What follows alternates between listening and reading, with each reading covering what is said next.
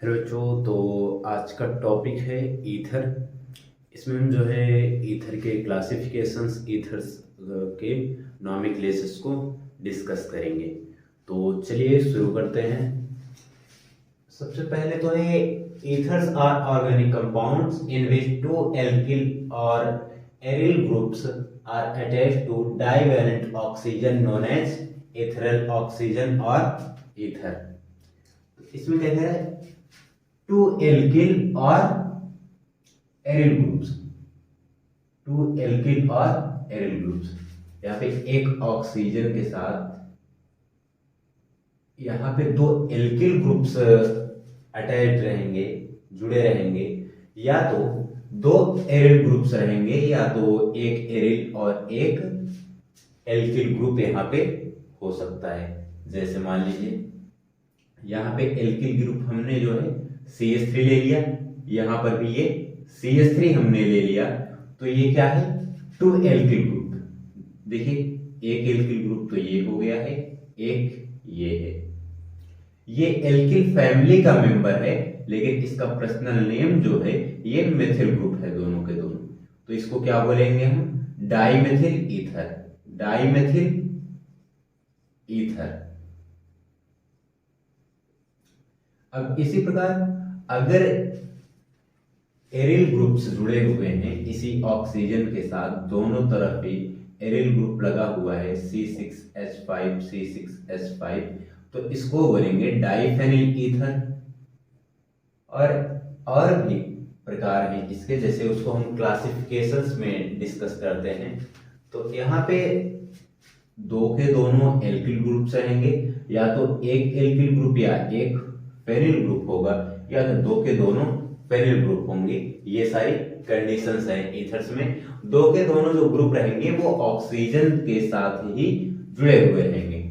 अब इसमें classification of ethers में पहला है सिंपल और सिमेट्रिकल ईथर्स। तो सिंपल और सिमेट्रिकल ईथर्स कहते किसको हैं, इसमें जो है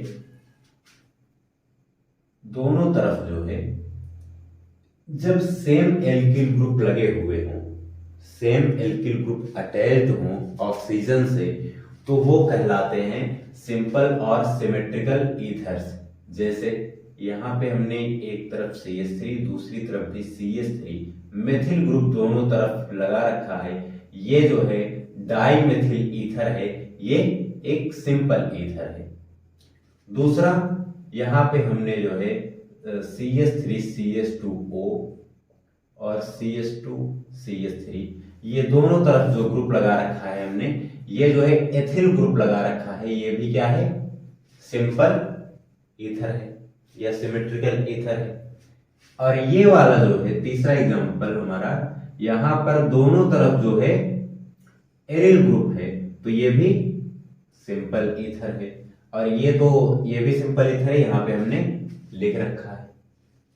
ये हो गया सिंपल ग्रुप में क्या होगा, सिंपल ईथर में क्या होगा, दोनों तरफ सेम ग्रुप जुड़े रहेंगे, सेम ग्रुप, चाहे एरिल ग्रुप जुड़ा रहे चाहे एल्किल ग्रुप जुड़ा रहे, दोनों तरफ समान ग्रुप जो है जुड़े रहेंगे, सेम ग्रुप जुड़े रहेंगे। आगे है मिक्स्ड और अनसिमेट्रिकल ईथर्स। मिक्स्ड ईथर्स नाम से थोड़ा बहुत पता चल रहा होगा कि इसमें चीजें मिली जुली रहेंगी।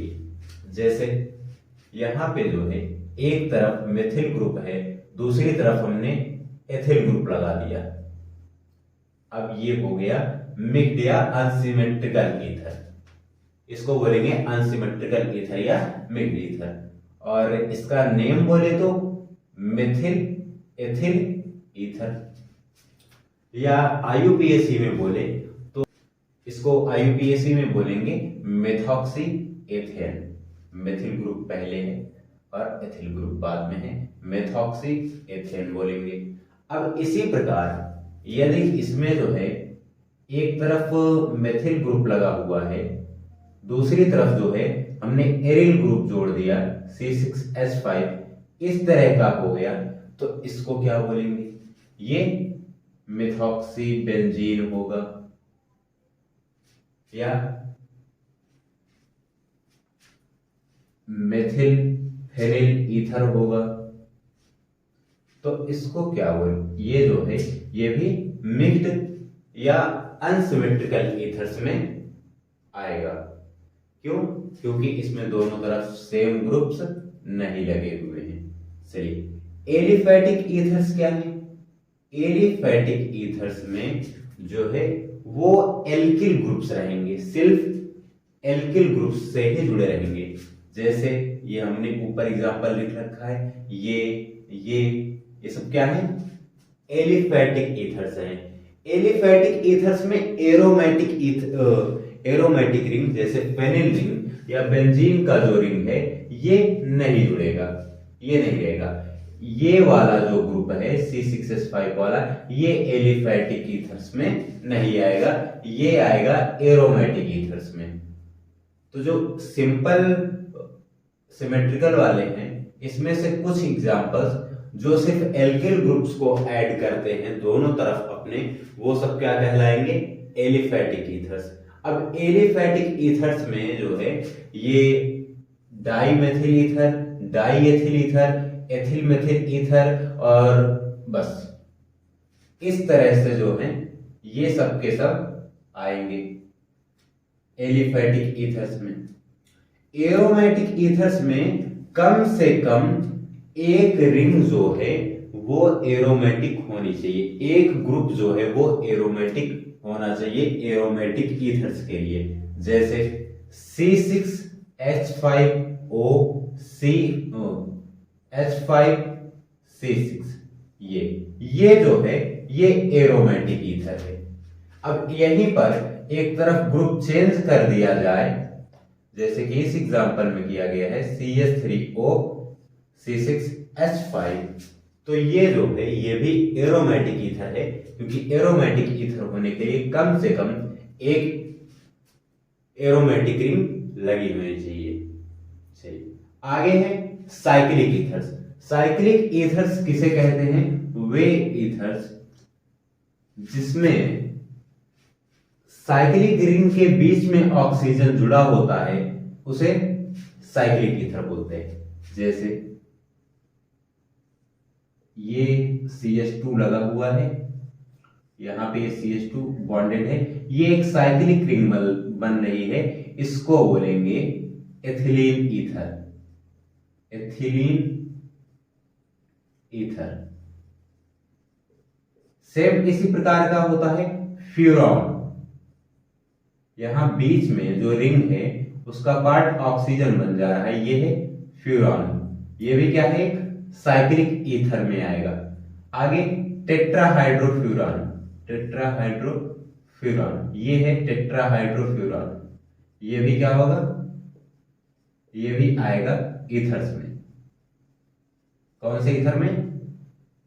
साइक्लिक ईथर्स में।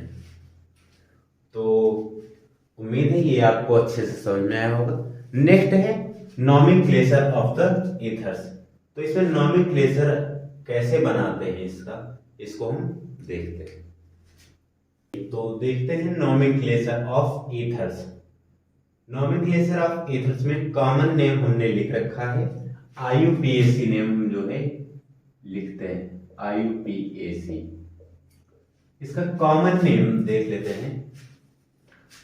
दो तरफ जो है मेथिल ग्रुप लगा हुआ है, दोनों साइड्स जो है, तो इसको बोलेंगे डाईमेथिल ईथर। एक तरफ मेथिल ग्रुप है, दूसरी तरफ एथिल ग्रुप लगा है, ये बोला जाएगा एथिल मेथिल ईथर। और यहाँ पे जो है ये देखे तो 1 2 3 कार्बन, यहाँ पे 3 कार्बन है, तो ये बोला जाएगा methyl isopropyl ether. Methyl isopropyl ether. आगे ये जो है इसके 1 कार्बन से ही 3 मेथिल ग्रुप जुड़े हुए हैं, तो ये टर्सरी ब्यूटिल मेथिल ईथर बोला जाएगा। आगे यहाँ पे ये मेथिल फेनिल ईथर, ऐसे एथिल फेनिल ईथर और डाइफेनिल ईथर, ये तो हो गए इसके कॉमन नेम। अब देखते हैं इसका जो IUPAC नेम है, इसको एल्कोक्सी एल्केन के फॉर्म में लिखा जाता है, एल्कोक्सी एल्केन। अब एल्कोक्सी एल्केन क्या है? जैसे यहाँ पे मेथिल ग्रुप लगा हुआ है तो इसको बोला जाएगा मेथॉक्सी मेथेन, एल्कोक्सी एल्केन। एक तरफ एल्किल ग्रुप, दूसरी तरफ जो एल्किल ग्रुप लगा हुआ है उसको कंप्लीट करते हुए हम लिखेंगे, तो ऐसे इसका नाम बनेगा मेथॉक्सी मेथेन। लिखते हैं मेथॉक्सी मेथेन। दूसरा है मेथॉक्सी, दूसरी तरफ ग्रुप लगा है एथिल ग्रुप, तो मेथॉक्सी एथेन, मेथॉक्सी एथेन। आगे यहां पे 1 2 3 हम नंबरिंग कर लें, चाहे ऊपर से चाहे नीचे से। तो 2 पे मेथॉक्सी ग्रुप लगा है और ये जो चेन बन रही है ये प्रोपेन की बन रही है, इसको बोलेंगे 2 मेथॉक्सी प्रोपेन। नेक्स्ट है, इसमें जो है मेथॉक्सी 2 पे लगा हुआ है और 2 पर ही एक मेथिल ग्रुप लगा हुआ है। ये कार्बन चेन जिसपे हम काउंटिंग कर रहे हैं ये प्रोपेन का बन रहा है, तो इसको हम बोलेंगे 2 मेथॉक्सी 2 मेथिल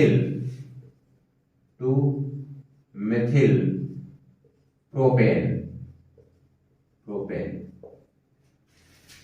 नेक्स्ट है, यहां पे एक तरफ पेनिल ग्रुप है और दूसरी तरफ मेथिल ग्रुप है, इसको बोलेंगे मेथॉक्सी बेंजीन।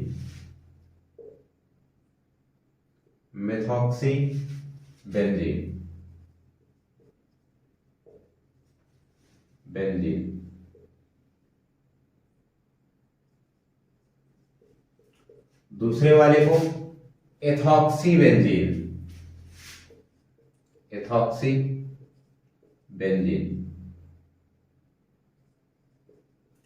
और इसी प्रकार लास्ट वाले को फिनॉक्सी बेंजीन।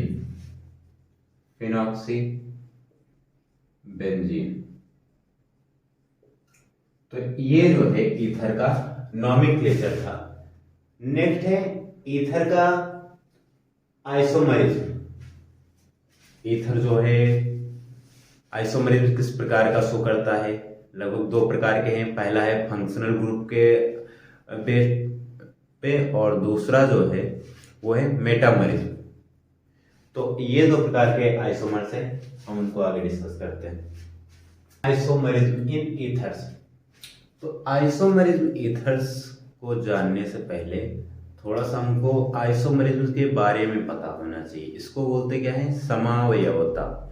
होता क्या इसमें केमिकल फार्मूला सेम रहता है और जो केमिकल प्रॉपर्टीज रहती हैं ये चेंज रहता है।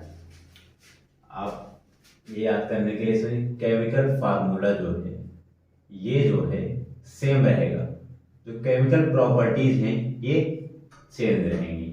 जैसे इसी को हम लिख लेते हैं C2H5OH। अब इसी को हम फिर से लिख लेते हैं CH3OCH3। फंक्शनल आइसोमर और मेटामरिज्म आइसोमर में बहुत थोड़ा सा अंतर है। फंक्शनल ग्रुप में जो फंक्शनल ग्रुप लग रहा है ये डिफरेंट होते हैं और जो मेटामरिज्म है इसमें एल्किल ग्रुप्स जो रहते हैं ये डिफरेंट रहते हैं। ध्यान से, इसमें फंक्शनल ग्रुप जो है ये अलग रहेंगे और यहां पर जो है ये एल्किल ग्रुप्स अलग रहेंगे। फंक्शनल ग्रुप सेम रहेगा, एल्किल ग्रुप्स बदल जाएंगे। इसमें फंक्शनल ग्रुप जो है ये बदल जाएगा। जैसे C2H6O, बैलेंस कर लीजिए, C2H5HO। कार्बन की संख्या 2 है, हाइड्रोजन की संख्या 6 है 6 है और ऑक्सीजन की संख्या 1 है। सेम दोनों जगह है। हाइड्रोजन की संख्या 6 है, ऑक्सीजन 1 है, कार्बन 2 है। केमिकल फार्मूला इनके सेम है, लेकिन केमिकल प्रॉपर्टीज क्या है ये एल्कोहल है और ये ईथर है। सेम इसी तरह इसको हम क्या बनाएंगे, इसको हम लिख सकते हैं CH3 CH7OH, ये बना प्रोपेनॉल। इसी फार्मूले को फिर से हम लिख दें, ये बन गया मिग डाइसोमर। कौन सा? मेथॉक्सी एथेन या मेथिल एथिल ईथर, जो भी बोल दीजिए, 2-3 नाम है। मेथॉक्सी एथेन बोलते हैं, ये प्रोपेनॉल है, ये मेथॉक्सी एथेन है। अब इसको हम लिख सकते हैं C6H5 CH2OH।